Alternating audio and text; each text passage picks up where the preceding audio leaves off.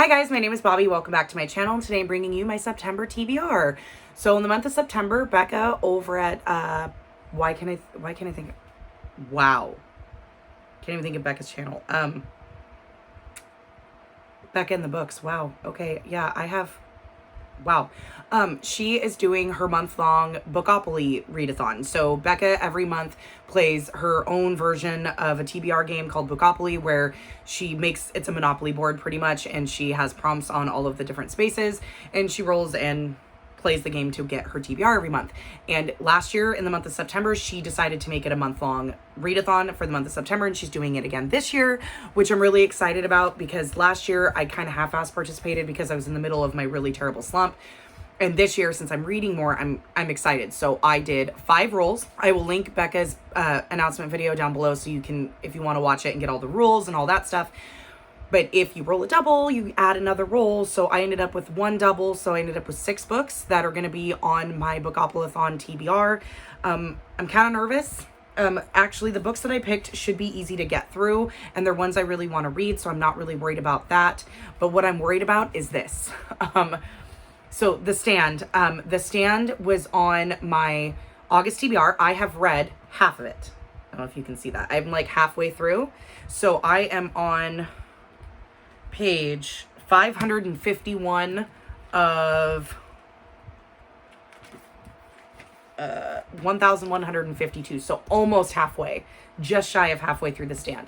Now, this is my book club random reads book pick for the month of August. So we have until October to read it because October is when we do our next pick. This is so big. So I'm going to continue reading this into the month of September. There is, what is it, the 26th? So there is 5 days left of August. There may be a chance I can finish it because I read the first 500 pages of this, 550 pages in the first 4 days or so of August. Like, I started this one right away. I wanted to get a jump start on it, and I did really well. And then I was like, shit, I don't want to end up slumping or feeling like that I'm not completing anything because I'm just reading the stand and it's so big, and I'm listening to it on audio, which is a great choice. The audiobook narrator is fantastic. And so I stopped and I started picking up other things, and so I did get a couple of other things read. But I need to finish this. I'm enjoying it. It's not terrible. Like right now, I'd say it's probably at about a 3-star. It's not quite a 4. There's a lot of characters that I really love in this story. There are some that are awful and evil. The thing this suffers from is the Stephen King syndrome, where he over-explains a lot of things and he's very descriptive, which is good. And a lot of the stuff that he's talking about is okay, but it's almost like shit or get off the pot. We need to get to the point. So the whole first half of this book is the apocalypse and as it's happening and, how fast this thing happened. And it was kind of terrifying. And then I'm guessing the second half, because now all the characters are starting to come together that have survived this pandemic, eradication of almost the entire human race. Now we're going to get to the good versus evil part in the second half. So I'm enjoying it so far. I'm going to pick this back up today. I have not picked it up since the beginning of August, so I should be okay to get right back into it because we've got multiple POVs and I am enjoying it, but I just wanted to take a break to read other things. So I will finish the stand. I'm going to finish. It's going to happen. But I've got 6 other books I have to work around in the month of September, so I want to try to get as much read of this as possible in the last 5 days of the month so that I'm not super stressed out about the rest of my Bookopoly, because this is not on one of my Bookopoly rolls. So this is extra that I need to finish. So let's get into the Bookopoly rolls, since the stand is the only thing that is required-ish that I need to finish. So roll number 1 was a double. And I landed on Mood Read. So her board, she does a new board for each Bookoplathon month-long round. So she made a new board. Again, everything will be in her video. If you watch it, it's in her description. She's got Google Docs and all that stuff with the board, so you can print out a digital. I just looked at it digitally and did a digital roll on my phone. Some people go like totally bougie and all out and make their own boards at home. Like, you do what you want to do, but I'm just doing it digitally because I'm very lazy and I don't really have time. September is a very busy month for me. School starts for my kids. Danielle will be playing school sports this year. Everything starts moving very quickly, very fast. So I need to have as least stress as possible. So I landed on Mood Read. So for mood read, I chose, my books are just kind of all in an order. I chose False Witness by Karen Slaughter. This was on my August TBR. I did not get to it. This I'm picking for mood read because it couldn't fit into any of the other prompts and I really want to read it. I love Karen Slaughter. I need some horror thriller in my life that's good. Hopefully this is better than Pieces of Her. I've ranted about that that book multiple times. This is a story of a woman who is a criminal lawyer, so a criminal defense lawyer, and she's doing pretty well for her life, or in her life, but she has like kind of a shady past or a shady history that she doesn't really talk about. There is a client who specifically requested her to be his lawyer, and she thought that was kind of strange. And when she meets him, she realizes she knows him and he knows all of her past secrets, and the story goes from there. Again, hopefully this is good. This is also one of my 5-star predictions. So this is on my 5-star prediction TBR. So I'm trying to knock a couple of them out early so that we can, I don't slack off on that. But yes, so this will be my mood read. My second roll, I landed on Becca Rec. So I was kind of like looking through, there's a couple of things that I wanted to add, but I'm like, because I read a lot of the same shit she does. So a lot of the stuff I've already read. Some of the stuff that she reads I wouldn't particularly like. So I decided for Becca Rec to continue on in the Bone Season series and pick the Mime Order. Again, was on my August TBR. Didn't get to it. This is also on my 5-star predictions TBR. So yes, she has read all of the Bone Season books so far that has been published, and she has loved them all, so she definitely recommends it. So the Mime Order fits perfectly into Becca Rec. The Bone Season is about, well, the series is about our world in the future where this company called Scion has taken over the governments of all the world, and being clairvoyant or psychic in any kind of way is illegal and it's punishable by death. Our main character, Paige, is clairvoyant and she has hidden it, and she works for the criminal underworld in London. And one day she's on the train, something happens, her clairvoyancy is put out there so people know that she's clairvoyant, and she's immediately taken away and quickly realizes that they don't kill everybody who's clairvoyant, and the story goes from there. I really enjoyed the Bone Season. I gave it 4 stars. There was a very slow burn romance in it. I liked the way the world was set up. There's certain things in there where it's like, I really need to know answers to some questions. And I really enjoyed it. It was a very quick read. I listened to it on audio and I really enjoyed it. This one, I bought the audiobook for the Mime Order, so I'll be listening to this one as well. This one is also a lot bigger. This book is almost 500 pages, or about 500 pages. Oh yeah, 501. So over 600 pages in this one. This one is 550. I'm looking at the other ones like crying deeply. A lot of big books on this TBR. So the Bone Season went really fast. I'm hoping the Mime Order goes quickly as well. I'm excited to get back into the world and see where it kind of goes from here, because now shit is like, the very ending of the Bone Season was very intense and very like quick. So I'm curious to see kind of where it continues from here. And this fits, of course, perfectly in with Becca Rec. Rule number 3, I got last letter slash first letter. And I can't remember how to accurately put this. So whatever the last book on your TBR that you picked, which is the Mime Order, you have to pick the book that you pick for this prompt. The first letter of the title has to be the same as the last letter in the title of the last book you picked. So the last book on my TBR is the Mime Order, which ends in an R. So the book that I have to pick for this prompt just has to start with the letter R. So for this one, I picked Revival by Stephen King. So, yeah, 2 Stephen Kings on here because I have to finish The Stand and then Revival.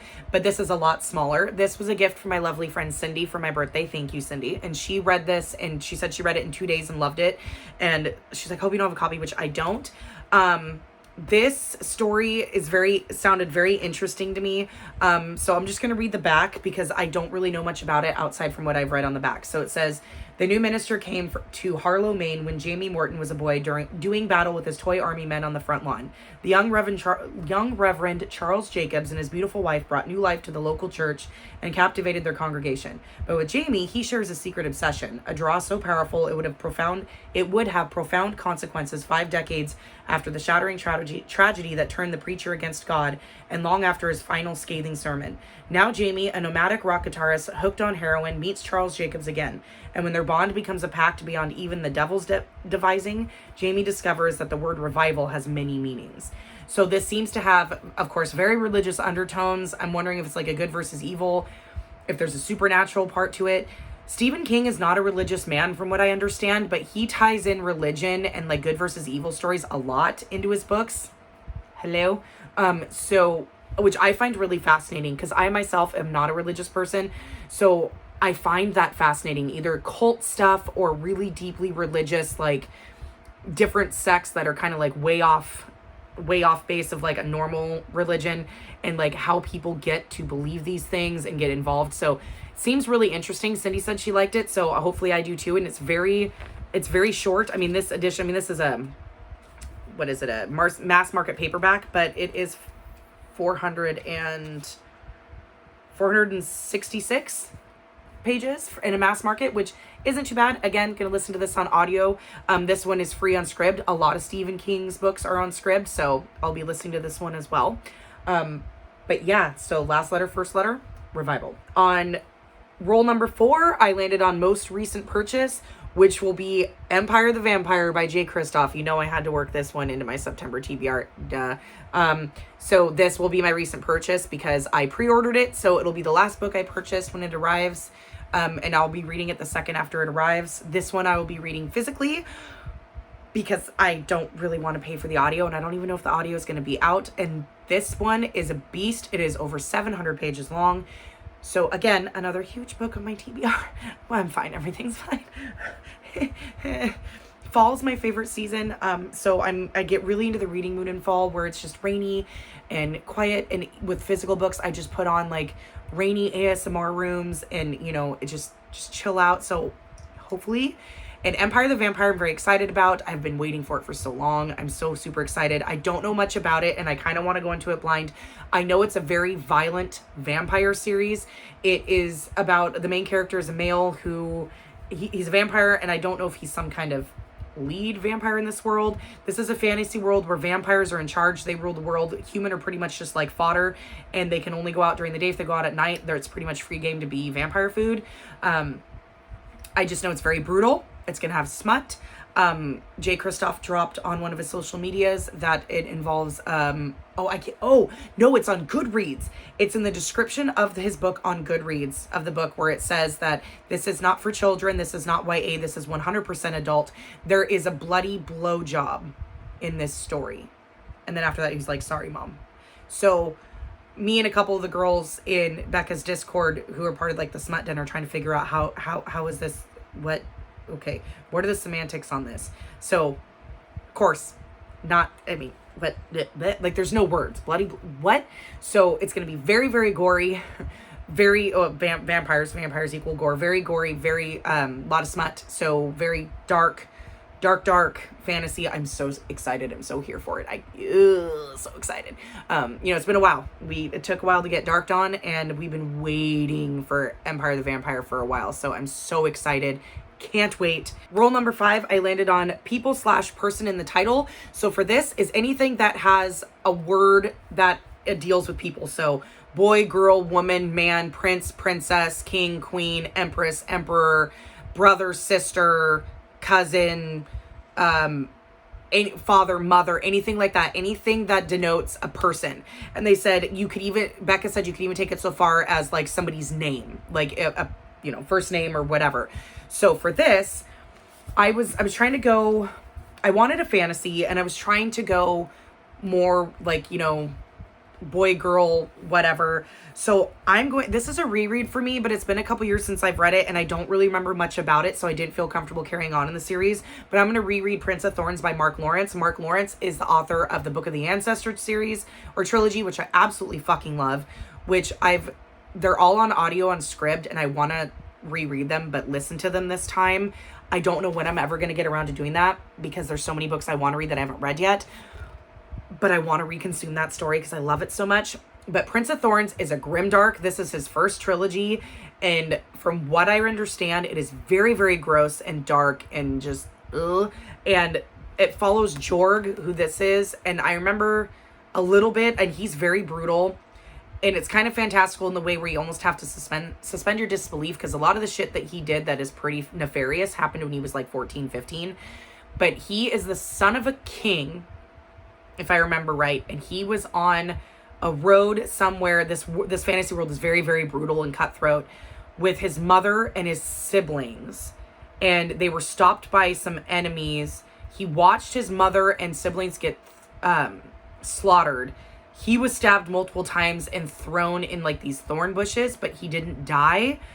And somebody else came along and found him and like rescued him. And so he's called the Prince of Thorns because of that. But his father didn't want him. Like, I don't remember if it was assassination attempt or something like that. And so he just kind of made this like band of like, not thieves, but they're like thieves and like just nasty scum of the earth kind of guys, and they just go around raping and pillaging and just being horrible people. I remember that much, and I remember reading it, and it was good, and it's like a fight to get his kingdom back. So the back says, when he was 9, he watched his mother and brother were killed before him. By the time he was 13, he was the leader of a band of bloodthirsty thugs. By 15, he intends to be king. It is time for Prince Honorous Jorg Ancraft to return to the castle he turned his back on, to take what is rightfully his. Since the day he hung pinned on the thorns of a briar patch and watched Count Renard's men slaughter his mother and younger brother, Jorg has been driven to vent his rage. Life and death are no more than a game to him, and he has nothing left to lose. But treachery awaits him in his father's castle. Treachery and dark magic. No matter how fierce his will, can one young man conquer enemies with a power beyond his imagining. This is a trilogy. I have the entire trilogy in mass market paperback. It came in a box set because these are hard to find. They're old. Let's see, when was this? 2011 was the original. So, I mean, they're 10 years old. So it's harder to find. Like, you can't find hardbacks of these. I mean, unless it's like on eBay. So I have the mass market paperback edition of this trilogy, and then the other trilogy that he wrote after. Oh, I can't remember what that trilogy is called, but it kind of ties in. It's same world, I believe. It's the same world, but opposite sides of the world, so different stories, but you hear whisperings of his first. This series comes first, or this trilogy comes first. So I want to read this so that I can continue on in the series, and these are all on audio and script as well. So and so is the other trilogy, which I'm really excited. So yeah, I'm going to reread this one by listening to it so that I can reorient myself, because I can't remember when was this 2018? 2017 when I read this, and I just read the first one. So I need a refresher, and I usually don't reread, but I don't remember enough to be comfortable continuing. So this is my people or person in the title, Prince of Thorns. And roll number 6, which is my last roll.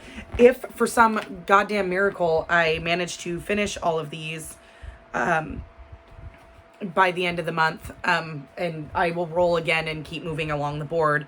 But I landed on TBR Game. So TBR Game is one of the corner squares, and you can go to anybody's TBR game. Like Gavin has one, Becca, Cody, Jade, they all have these TBR games. You can go on there or not just for September, but for any months prior, and either steal a prompt from them and pick a book based on the prompt, or steal a book off of their TBR from that game that they played.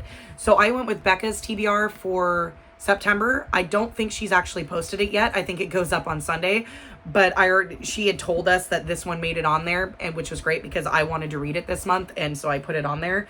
So I'm going to read Morningstar by Pierce Brown. This is book 3 in the Red Rising saga.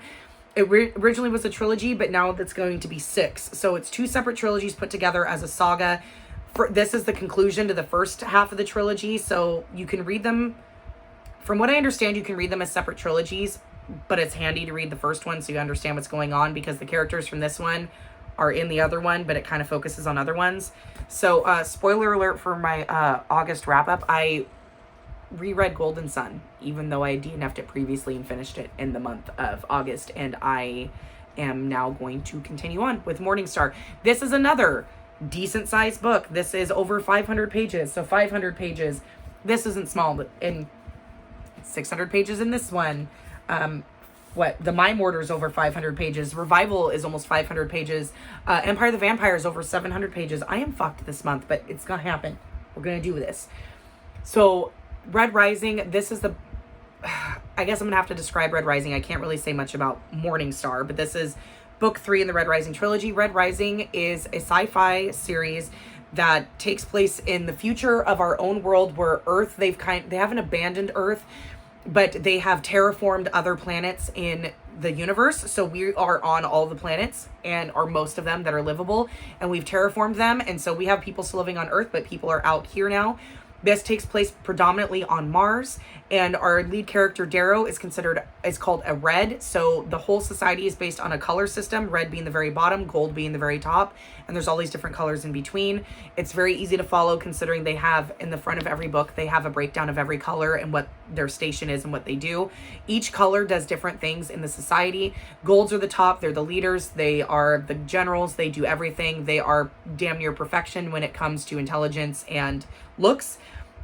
Darrow is a red, which means he's the very bottom red. He works in the mines on Mars underneath the ground.